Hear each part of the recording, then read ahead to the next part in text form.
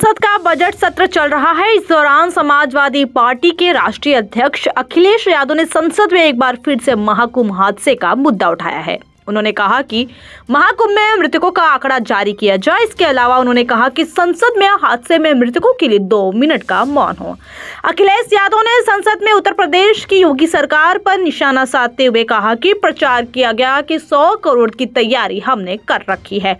अखिलेश यादव ने कहा कि अगर सरकार मेरी बात को झूठा करार दे और बता दे कि 100 करोड़ लोगों की व्यवस्था की बात नहीं की गई थी तो मैं इस्तीफा देने को तैयार हूँ।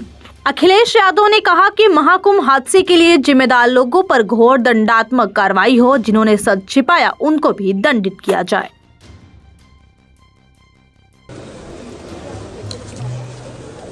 कि आपने मुझे महामहिम राष्ट्रपति जी के अभिभाषण पे बोलने का मुझे समय दिया है। अध्यक्ष जी,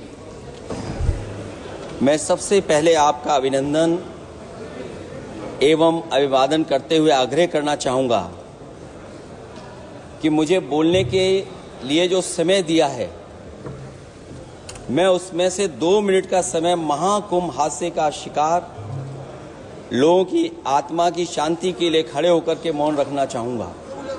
अगर किसी अन्य को भी सच्चे मन से मृतकों के प्रति सच्चा भाव है तो वो भी हमारे सांसदों के साथ खड़ा होकर के ये मौन श्रद्धांजलि अर्पित कर सकता है। ये माननीय सदस्य अध्यक्ष महोदय, अगली लाइन अध्यक्ष महोदय, ये विषय अध्यक्ष महोदय, आप सीनियर लीडर हैं। अध्यक्ष महोदय, ये अधिकार आपका है। कभी नहीं रही। ये मैंने विषय मेंशन करते हुए भरोसा है इस विषय पर मौन कर दिया था, इसलिए अध्यक्ष का अधिकार है। हाँ, मैं वही अध्यक्ष महोदय, ये जो बात मैं शुरू कर रहा हूँ, जहाँ मैंने मौन 2 मिनट के लिए श्रद्धांजलि की बात की है, ये अधिकार मेरा नहीं है अध्यक्ष महोदय, ये अधिकार आपका है। मुझे पूरा भरोसा है आप पर कि जब अभिभाषण की चर्चा खत्म हो रही होगी उस समय 2 मिनट का मौन श्रद्धांजलि जरूर दी जाए जो श्रद्धालुओं की जान गई है। नहीं अध्यक्ष महोदय, नहीं अभी 1 मिनट आप लोग कुछ मत बोलो। नहीं कुछ नहीं। अध्यक्ष महोदय, अभी तो अध्यक्ष महोदय मैंने बात शुरू नहीं की है, और जिन लोगों को तकलीफ है और जिनको दुख होना चाहिए उनके बारे में मैं, हालांकि वो बात मैं बाद में कहना चाहता था महाकुंभ के बारे में, लेकिन अध्यक्ष महोदय क्योंकि बहुत सारे माननीय सदस्य ये सुन नहीं सकते हैं, इसलिए मैं बात वहीं से शुरू करता हूं।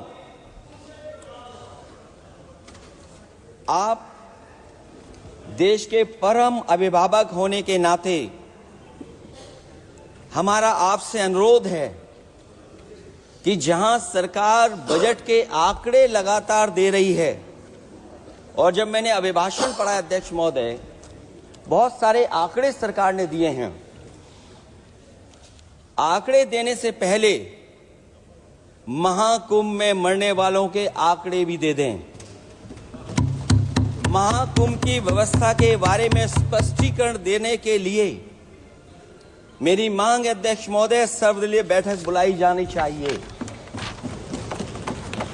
महाकुंभ आपदा प्रबंधन व खोया पाया केंद्र की जिम्मेदारी सेना को दी जाए।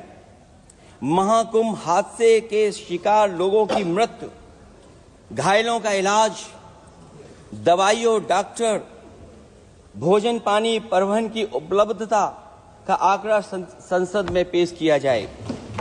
महाकुंभ हादसे के लिए जिम्मेदार लोगों पर, महाकुंभ हादसे के लिए जिम्मेदार लोगों पर घोर दंडात्मक कार्रवाई हो। जिन्होंने सच छिपाया है उनको दंडित किया जाए। अध्यक्ष महोदय, हम डबल इंजन की सरकार से पूछते हैं, अगर अपराध बोध नहीं था तो आंकड़े दबाए, छिपाए और मिटाए क्यों गए हैं? सच छिपाना और मिटाना भी तो अपराध है। इसका दंड कौन भुगतेगा अध्यक्ष महोदय? जहां इंतजाम होना चाहिए था वहां प्रचार हो रहा था। एक धार्मिक समागम में डबल इंजन का राजनीतिक प्रचार अशोभनीय है, निंदनीय है। इतने बड़े हादसे के बाद कम से कम अब तो वो होर्डिंग उतरवा देना चाहिए।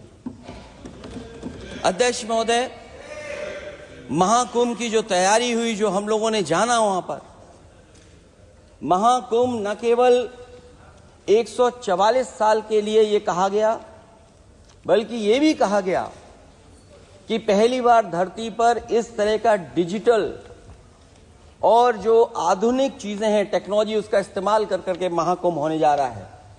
सीसीटीवी, ड्रोन, लाइव स्ट्रीमिंग के आधार पर जिनका दावा था कि वो डिजिटल कुंभ करा रहे हैं, वो मृतकों की डिजिट नहीं दे पा रहे हैं। एक तरफ तो जो लोग डिजिटल डिजिटल डिजिटल अध्यक्ष महोदय कहने को थकते नहीं हैं, लेकिन जब कुंभ में इतना बड़ा हादसा हो गया है तो यही सरकार डिजिट नहीं दे पा रही है। हमारे अपने लोग मारे गए हैं, जिसमें परिवार का हर रिश्ता दिवंगत हुआ है। किसी की माता, किसी के पिता, किसी की बहू, किसी की बेटी, किसी का भाई बहन, चाचा चाची। बच्चों के आंकड़े तो अभी तक नदारद हैं।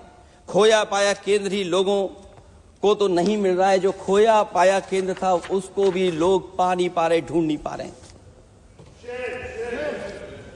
अध्यक्ष महोदय, कुंभ कोई पहली बार नहीं हो रहा है। कुंभ का आयोजन सदियों से होता आया है।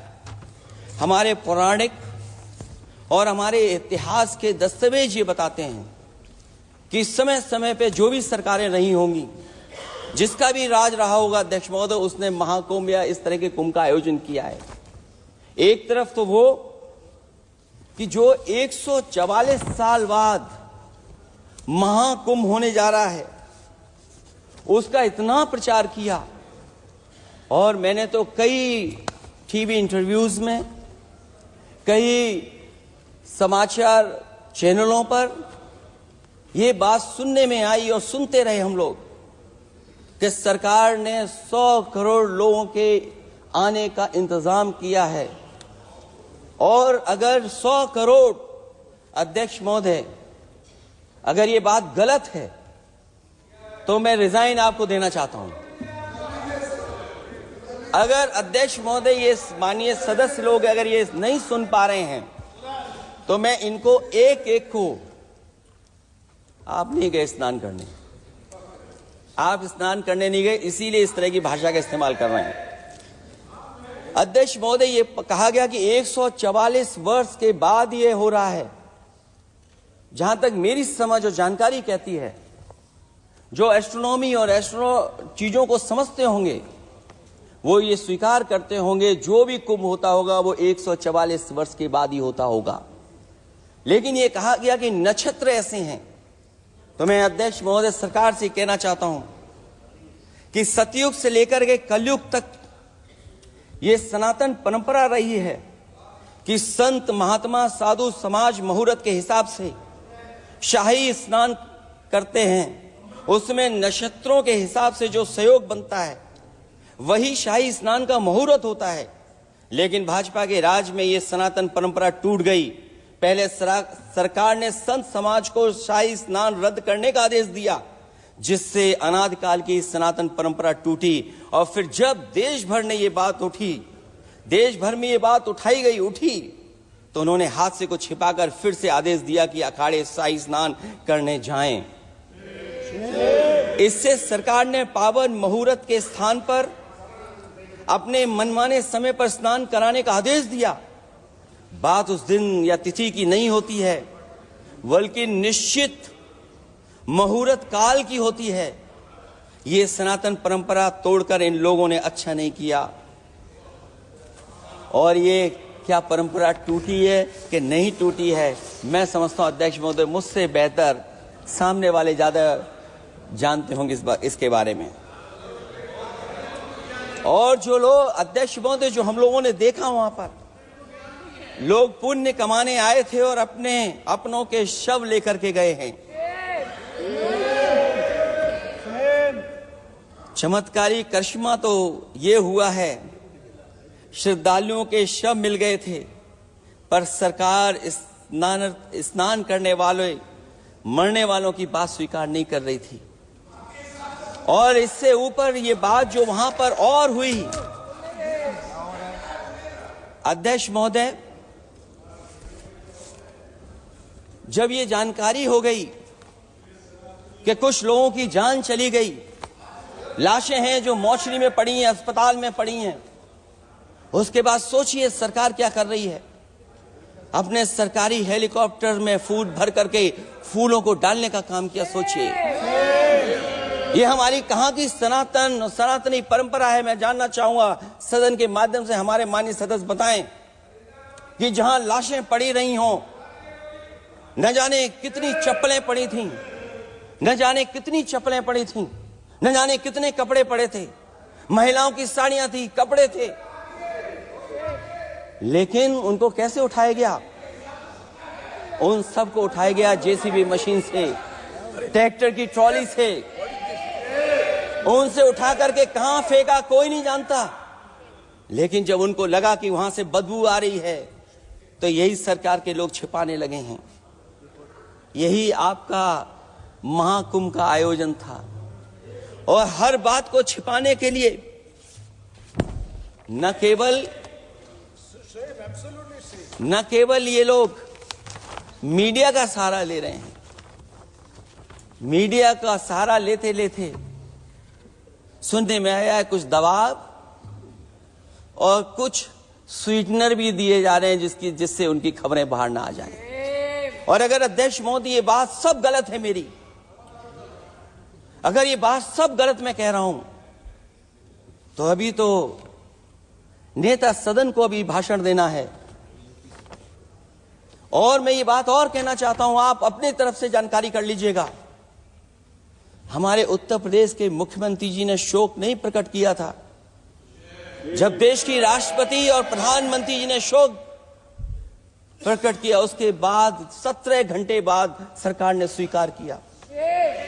अध्यक्ष मोदी, ये वो लोग हैं जो आज भी कोई सच्चाई स्वीकार नहीं कर सकते।